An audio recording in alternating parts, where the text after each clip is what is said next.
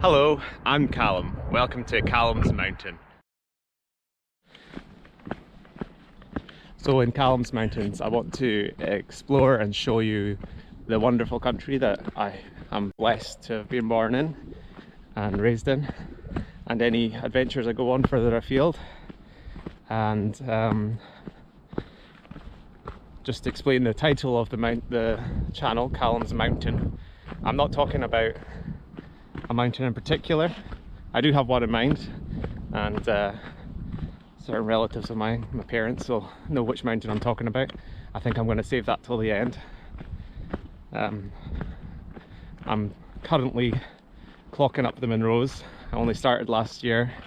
I've only done 5, which isn't a lot really. A lot of people tend to bash through a few big, but I've got personal excuses, or personal mountains, but basically just excuses for not getting out as much as I'd like. Yeah, my main excuse has been, oh, I don't have a car, I can't get to the hills, or oh, it'll take too long to get there and back. But I have days off. There's buses in Scotland, there's trains in Scotland. Some of these things are amazing, and I've already proven to myself that I can use buses and trains to get to Munros. Actually, yeah, buses and trains to get to Munros. I use public transport to do the whole of the West Highland Way. Money wise, I've kept everything to a shoestring. When I did the West Highland Way, I only had a 33-litre bag, which forced me to pack small and light and just forget about a lot of the luxuries that I thought that I needed, but turned out I didn't need. And you don't have to. Scotland's amazing in wild camping. We have amazing right of access in this country that not everyone else in the world is entitled to, and we can basically go and camp almost anywhere we want. Obviously there's exceptions. I can't just go and camp in somebody's garden, unless the garden happens to be like hundreds of square miles.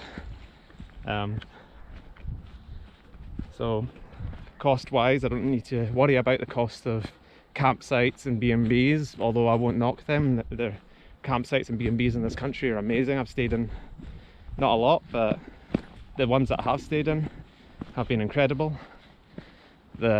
Particularly the famous Highland hospitality. If you ever travel to Scotland, get yourself up to the Highlands and stay in a bed and breakfast. I guarantee that you'll be given a gold star warm welcome from the owners of these B&Bs. So that was one excuse. Other excuse is, oh, I don't have the fitness. And I've proven to myself that I do have the fitness. I did Ben Carnliath, which is part of Benaglue. That was my first Munro last year. Without much training or experience, I just got on a train and just started walking up from the train station. Got to the top of it. Took me a long time, but I got there. There's actually a chain of 3 Munros in that massive, but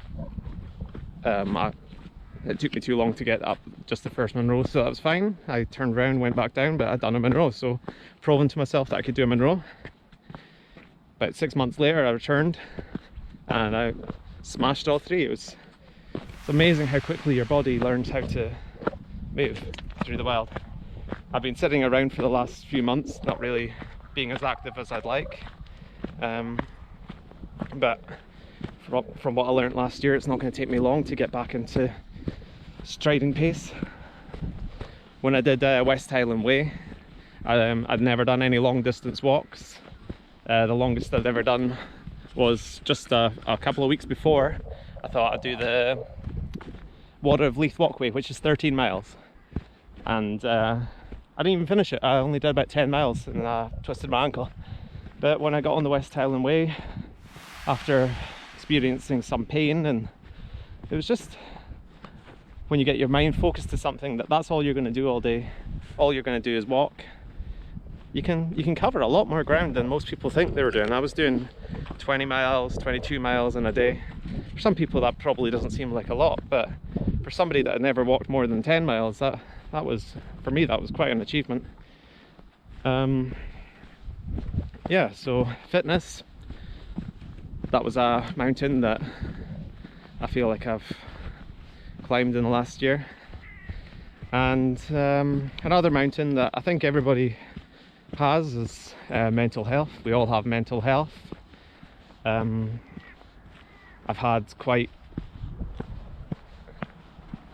some, I don't know if it's issues or anything, I've never been to the doctor about it, but I've definitely become aware that I've allowed my mental health to deteriorate at certain times, and come to the realization that mental health is just like fitness. It's like physical fitness. If you don't practice good mental health, don't be surprised when your mental health starts deteriorating. And I felt like I'd allowed that to happen to me. So getting out and doing walking has drastically improved that.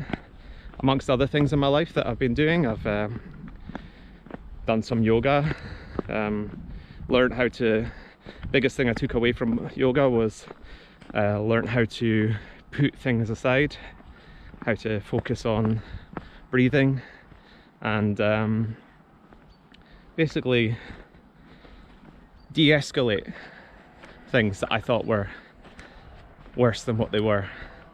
Literally mountains out of molehills, but they weren't mountains at all. They weren't even molehills.